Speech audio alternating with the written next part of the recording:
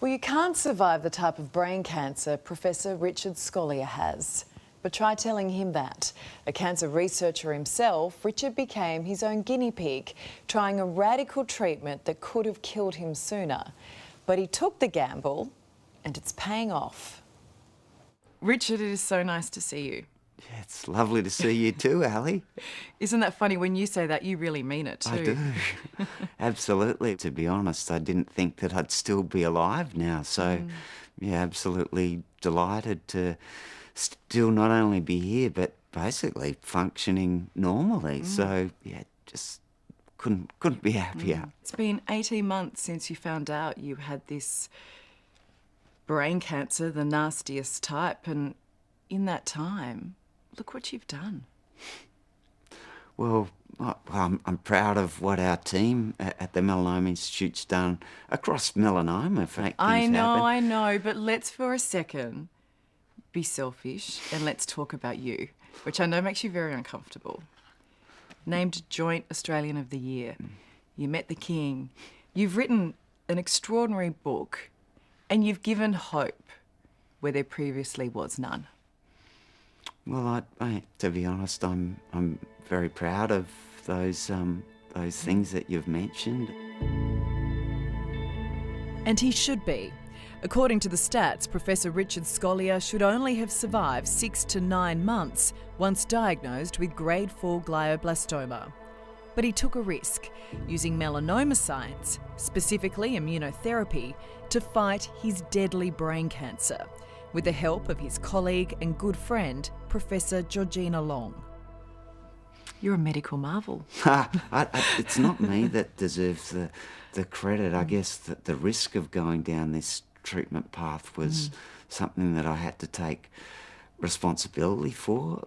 Yeah, I feel like it's a miracle that I'm still here. But whether that's treatment related or just luck that I'm one patient who, for whatever reason, has survived longer. How is your health?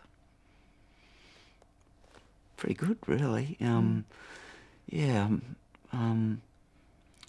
the big scheme of things, every cancer patient has ups and downs.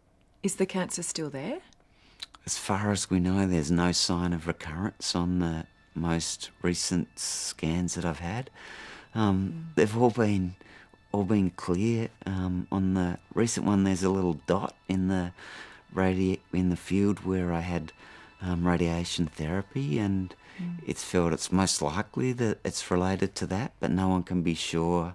I've got a scan in a couple of weeks' time, and to see if it's changed or not. But fingers crossed that there isn't any evidence of recurrence. So far, so good. Do you feel good?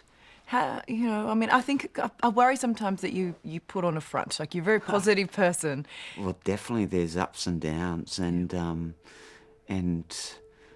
to be honest, the easiest part is the brain cancer part of it. That's the emotional journey, which has been much more difficult. And that part of the journey, your family is there as well. It's testing for all of them. They've been amazing, especially Katie, and the difficulties and sacrifices that the whole family's had to make.